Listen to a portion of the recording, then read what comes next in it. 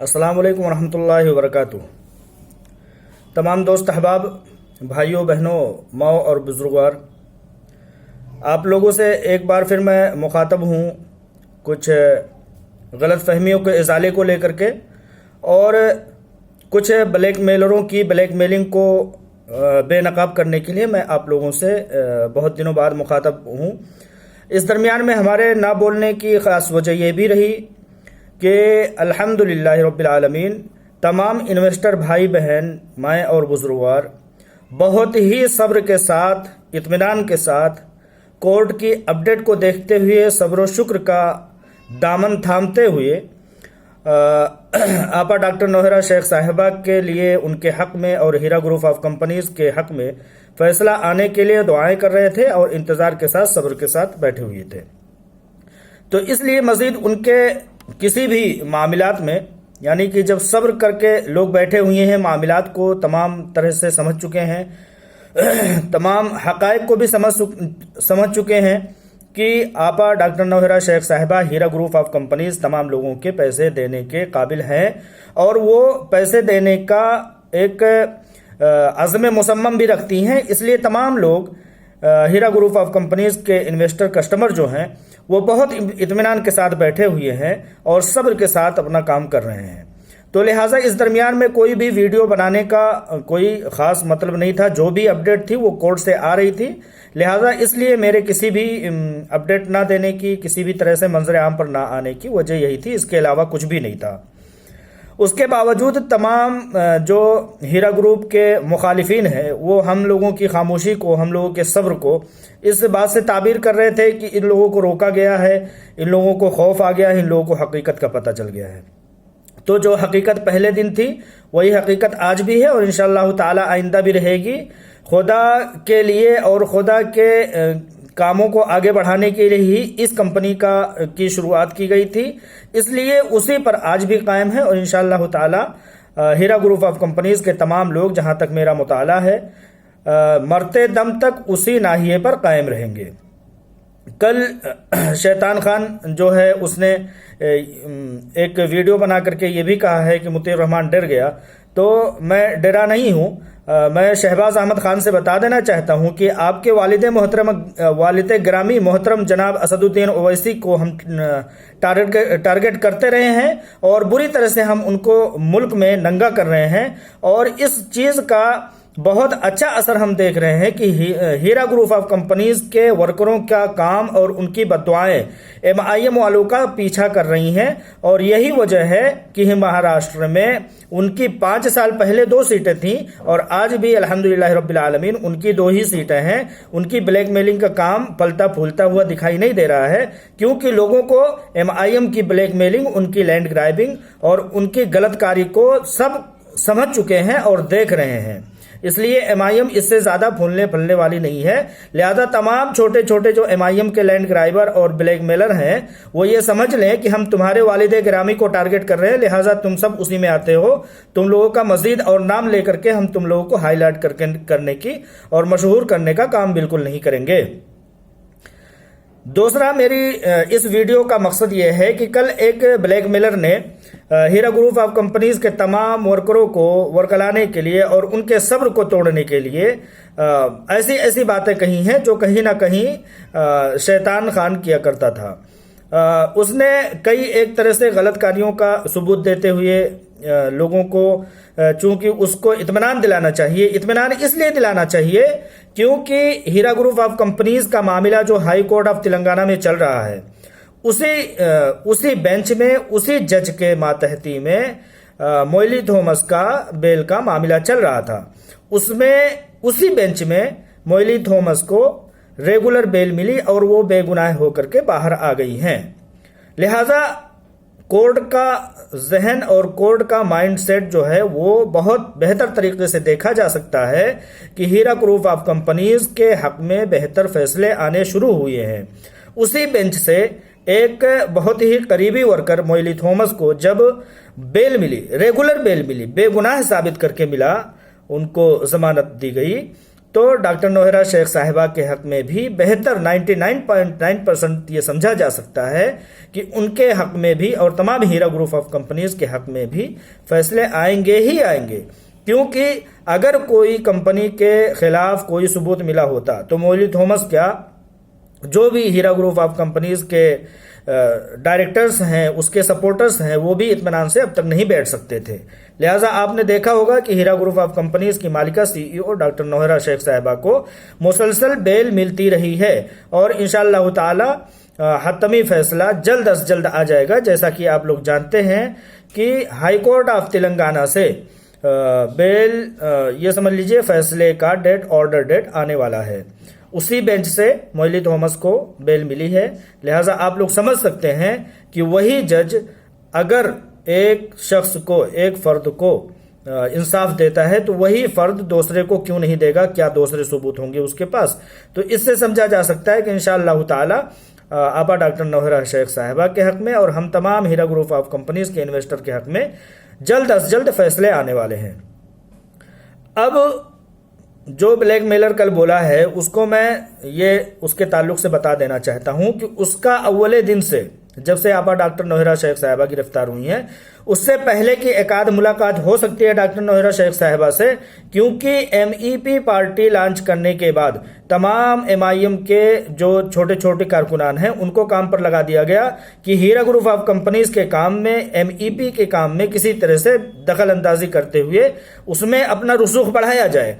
तो जिस ब्लैकमेलर ने कल लोगों को पैनिक करने के लिए काम किया है, 36-38 मिनट का जो इंटरव्यू दिया है, उसमें उसने उसी बात को खुलासा किया है कि वो ये चाहता था कि उसकी ब्लैकमेलिंग को फलता फूलता हुआ देखा जाए और उसको हीरा ग्रुप ऑफ कंपनीज में लीगल टीम के तौर पर सिलेक्ट करके उसको काम पर लगाया जाए। जैसा कि उसने हीरा ग्रुप ऑफ कंपनीज की CEO को गिरफ्तार होते ही उसने आनन फानन एक एसोसिएशन का गठन कर लिया बगैर किसी से बताए हुए। आज तक उस एसोसिएशन में कोई एक फर्द भी मेंबर नहीं है। तो वो कौन सा एसोसिएशन है जिसमें एक भी मेंबर ना हो और वो उसका ये समझ लीजिए कि जहन साफ होगा? बिल्कुल उसका जहन साफ नहीं है। उसकी ब्लैकमेलिंग का मकसद है और शुरू से अव्वले दिन से ही देखा जा रहा है। जैसा कि 2-3-4 वाकयात मैं आप लोगों के सामने कोट करना चाहता हूं कि सबसे पहले इसने EOW में अपनी, अच्छा सबसे पहली बात मैं बता दूं कि ये जो है ये पुलिस का मुखबिर भी है, डिपार्टमेंट का मुखबिर भी है। ये मुखबिरी से अपनी रोजी रोटी चला रहा है। उसने क्या किया कि EOW में अपने रसूख बढ़ा करके वहां पर उठना बैठना शुरू किया और कौन लोग हीरा ग्रुप ऑफ कंपनीज के इन्वेस्टर को समझाने का, उनको सब्र की तलकीन दिलाने का, उनको तमाम हकायक से रोशनास कराने का जो काम कर रहे हैं, उनको धमकाने की कोशिश करी।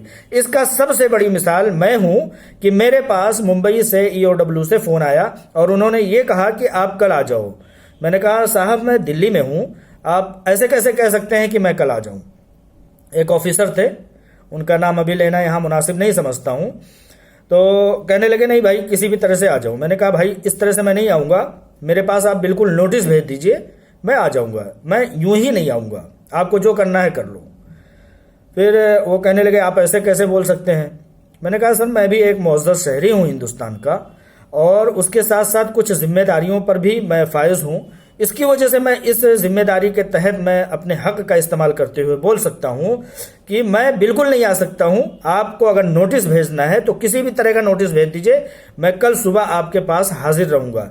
लिहाजा उन साहब ने, वो डिपार्टमेंट के जो साहब थे, जो ऑफिसर थे, उन्होंने दोबारा आज तक मेरे पास कॉल नहीं की। वो कराने वाला काम कौन था?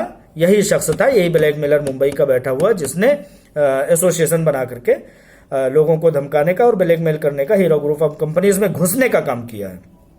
एक बात हो गई। दूसरी बात, हीरा ग्रुप ऑफ कंपनीज की जो मॉल है, उस मॉल पर इंक्वायरी बैठाने वाला यही ब्लैकमेलर ही है। उसके वर्करों को डराना धमकाना, डेली पुलिस वालों को वहां पर भेजना, डेली हैरेसमेंट करना, डेली समझ लीजिए कि वहां उसके जो समझ लीजिए कि अध्यक्ष थे, चेयरमैन थे, उस मॉल के जो सदर थे, उनको इतना हरासमेंट किया गया कि एक वक्त आ गया था कि इनको गिरफ्तार करवा दिया जाएगा। वो काम करने वाला भी यही शख्स था। आखिरकार तमाम लोगों को वो चलता हुआ मॉल और चलता हुआ ज्वेलरी शोरूम वहां पर बंद करा दिया गया और वहां पर ताले लगवा दिए गए। वो करने वाला यही ब्लैकमेलर शख्स था। ठीक है, और आगे आ जाते हैं। बीच बीच में जब आपा डॉक्टर नौहरा शेख साहिबा को इधर से उधर ले जाया जा रहा था तो उस दरमियान में पैनिक फैलाने वाला शख्स यही ब्लैकमेलर था। पैनिक कैसे फैला रहा था? वहां पर लीगल टीम नहीं है, वहां पर कोई उनके घर का नहीं है, वहां कोई वर्कर नहीं है, आपा डॉक्टर नौहरा रो रही हैं, मतलब इसमें से हकीकत की कोई बात नहीं थी। वहां पर जहां भी आपा होती थी वहां पर 2 गाड़ियां 3 गाड़ियां अपने हीरा ग्रुप ऑफ कंपनीज के लोग उस गाड़ियों में भर करके वहां पर रहते थे। आपा के आसपास नहीं होते थे क्योंकि इंक्वायरी का विषय था, वहां पर दखल अंदाजी करना मुनासिब नहीं था, इसलिए वहां आसपास में हुआ करते थे। इसका सबसे बड़ा शाहिद, सबसे बड़ा गवाह मैं हूं और कई जगहों पर मैं वहां पर खुद रहा हूं। इसलिए ये बात बहुत बावसूख अंदाज में मैं कहना चाहता हूं कि ऐसी कोई बात नहीं थी, लेकिन इसने पूरी तरह से पैनिक फैलाने की कोशिश की कि आपा के घर वाले आपा का साथ नहीं दे रहे, ऐसा कह करके इसने लोगों को वर्गलाने का और लोगों को परेशान करने का, लोगों को पैनिक करने का ये पूरी तरह से कोशिश करता रहा है। अच्छा, दरमियान में फिर 2 बातें 3 बातें हो गई। चौथी बात मैं ये बता दूं, इसने दरमियान में लॉयर्स, सबसे पहले लॉयर की टीम का जो चेहरा था वो विनीत डांडा था। विनीत डांडा की तरफ इसने बुरी तरह से अपना पैठ बना लिया था, लेकिन इन लोगों का एक मंशा था कि मोटे, चूंकि हीरा ग्रुप ऑफ कंपनीज पैसों के मामले में मशहूर है और अल्लाह ताला ने उसके हाथों में बरकत दी है, उसकी सीईओ को अल्लाह ताला ने अक्लमंदी और दानिशमंदी दी है, लिहाजा ये लोग चाहते थे कि हमें कैश में पैसा दे दिया जाए। इस ब्लैकमेलर ने विनीत डांडा के कदम से कदम मिला करके चलना शुरू कर दिया था, लेकिन इससे पहले कि वो कोई कदम उठा पाता, इसका कोई भी काम कामयाब हो पाता, इसको विनीत डांडा को लोग समझ गए और उसको रास्ते से हटा दिया गया, मतलब उससे लीगल टीम का काम वापस ले लिया गया, वहां पर इसका काम नहीं चल पाया। बीच में क्या हुआ, हीरा ग्रुप ऑफ कंपनीज का कौन सा इन्वेस्टर हैदराबाद आ रहा है, कौन जा रहा है, उनके पीछे लगाने का काम, उसके पीछे उसको हैरासमेंट करने का, उसको गिरफ्तार करने का काम यही शख्स किया करता था अपने लोगों को छोड़ करके। उसका सबसे बड़ा गवाह मैं हूं कि मेरे पीछे लोगों को लगाया गया और यहां तक किया गया कि 3-4 दिनों तक मेरा फोन ट्रेस किया गया और मैं किस कमरे में हूं, किस रूम में हूं, किस होटल में हूं, यह भी पता लगा लिया गया। लेकिन जब इन लोगों की कार्रवाई शुरू हुई, यानी डिपार्टमेंट के साथ मिल करके, तो उस वक्त मैं वहां से निकल करके दिल्ली आ चुका था, क्योंकि मुझे उस वक्त तक पता लग चुका था। और इसी ब्लैकमेलर ने अपने तमाम ब्लैकमेलरों से मिल करके ये कोशिश की थी कि दिल्ली से मुतीर रहमान को अगर उठा लिया जाएगा तो तमाम जो हीरा ग्रुप ऑफ कंपनीज के सपोर्ट में बोलने वाले हैं, तमाम लोग जो लोगों को समझाने वाले हैं, वो सब दब करके बैठ जाएंगे। इसलिए दिल्ली भी पुलिस भेजी गई। लेकिन जब दिल्ली पुलिस आ करके, यहाँ के दिल्ली पुलिस से उन लोगों ने राब्ता किया और राब्ता करने के बाद उन लोगों को अंदाजा हुआ कि भाई ये शख्स बेगुनाह है और किसी भी तरह से इसके ऊपर कोई भी आज तक जुर्म साबित नहीं हुआ है, लिहाजा दिल्ली की पुलिस ने वहां से आई हुई पुलिस को किसी भी तरह से इजाजत नहीं दिया और वो लोग वहां से वापस चले गए। ये 3-4-5 वाकयात हो गए। इसमें से एक और वाकया जो काबिल जिक्र है, जब ये तमाम हरबे ये शख्स अपना चुका, ये ब्लैकमेलर, मुमकिन है कि ये कई ताकतों से मिला हुआ हो, MIM से मिला हुआ हो, इसका अपना ब्लैकमेलिंग का धंधा हो। इसने कई बार कल की वीडियो में ये भी कहा है कि मैंने प्रेशराइज किया, तो ये कौन सा हक रखता है? ये हीरा ग्रुप का इन्वेस्टर भी नहीं है, ये लीगल टीम का रुकन भी नहीं है। इसने क्या किया, अगला कदम ये किया कि फिलहाल जो हीरा ग्रुप ऑफ कंपनीज की लीगल टीम है, उन लोगों को इसने लालच देना शुरू किया। कई बार मेरे जरिया से भी SMS करके और मैसेज करके, फोन नहीं किया, फोन 1-2 बार किया था, और मुझे धमकाने की भी कोशिश कर रहा था कि मैं अगर चाहूं तो तुम्हें आज के आज मैं दिल्ली से उठवा सकता हूं। मैंने कहा भाई मोहतरम, बहुत मेहरबानी होगी कि उठवा लो, अच्छा होगा, मैं इंतज़ार करूंगा। खैर मैंने पुरजोर अंदाज में उसका जवाब दिया। उसने व्हाट्सएप कॉल किया था, तो मैंने कहा भाई ठीक है, वज़ीर आज़म तो कम से कम आज तक ये दावा नहीं कर सके, तुम कौन से ऐसी शख्सियत आए हो, दाऊद इब्राहिम के आदमी हो, जो आज के आज तुम मुझे उठवाने के लिए कह रहे हो। खैर वो बात आगे नहीं बढ़ी। फिर लीगल टीम को इसने मैसेज करके, व्हाट्सएप कॉल करके, इसने पैसे दे करके अपने आप को लीगल टीम में शरीक करने के लिए प्रेशराइज किया और हरबे खेले, वो भी नाकाम हो गया। सब लोगों ने जांच पड़ताल की कि भाई ये कौन शख्स है जो फ्री ऑफ कॉस्ट पैसे देने की बात कह रहा है, लीगल टीम को संभालने की बात कह रहा है।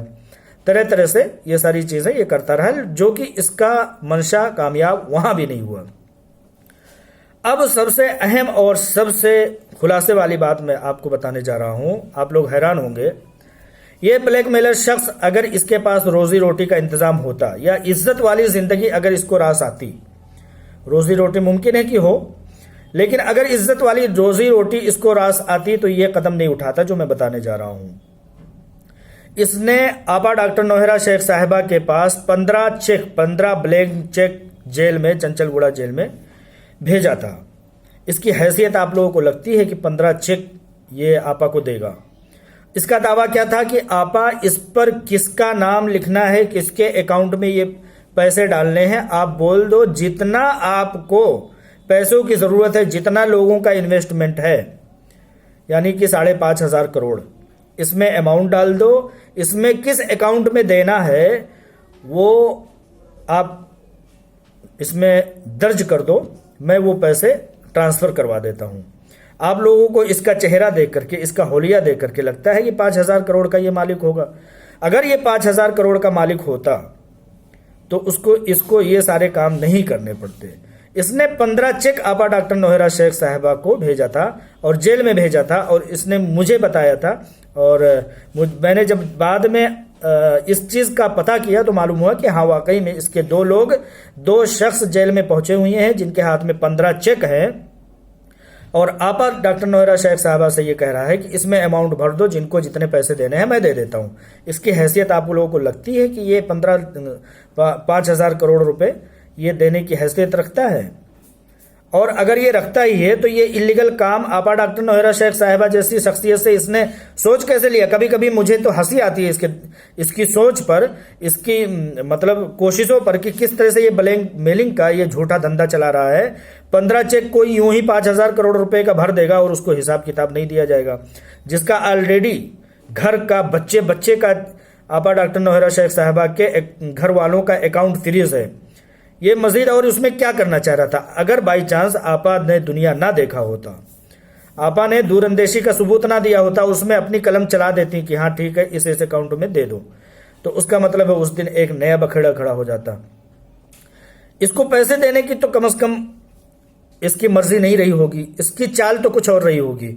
एक चेक भर भी अगर आपा की राइटिंग आ जाती तो आप लोगों को क्या लगता है कि कितनी बड़ी मतलब साजिश हो रही थी और कितना बड़ा खेल ये बंदा खेल रहा था।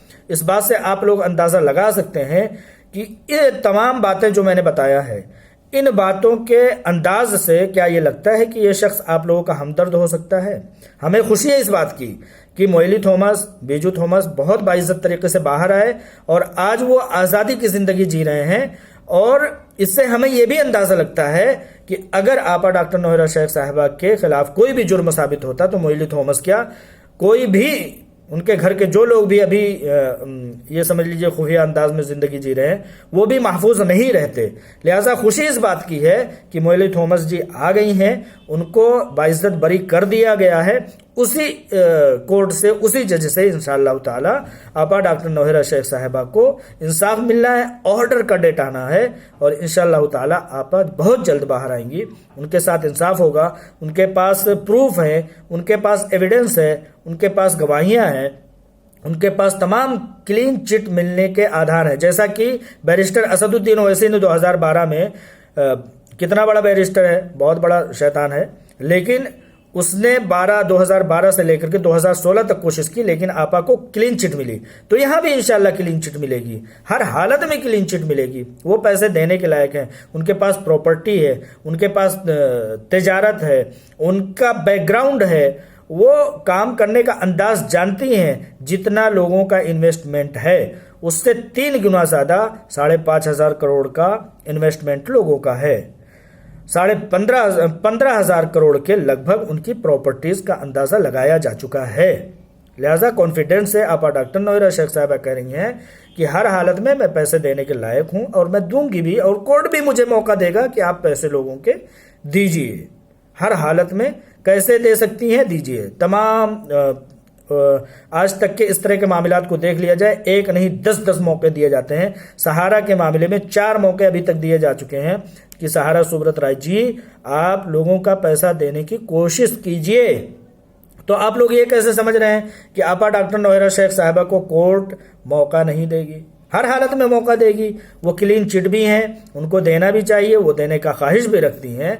लिहाजा तमाम ब्लैकमेलरों से आप लोग होशियार रहिए। और इनकी ब्लैकमेलिंग को मैंने सिर्फ इसलिए बताया है कि इनका बैकग्राउंड कोई साफ शफाफ नहीं रहा है। इन लोगों का बैकग्राउंड जो है उसी एक बैरिस्टर असदुद्दीन ओवैसी से, MIM से मिलने के सारे लोगों के सबूत मिलते हैं, क्योंकि उनकी सियासी ब्लैकमेलिंग, उनकी लैंड ग्राइबिंग खतरे में आ जाती है। एक बार अगर असदुद्दीन ओवैसी के खिलाफ कोई इंक्वायरी बैठ जाए तो हमेशा हमेशा के लिए असदुद्दीन ओवैसी को अंदर जाना पड़ेगा। लिहाजा आप लोग समझदारी का सबूत दीजिए। बस चंद एक दिन की बात है, इंशाअल्लाह ताला इंसाफ होगा, आप लोग अपनी खुली आंखों से देखेंगे। अस्सलाम वालेकुम व रहमतुल्लाहि व बरकातुहू।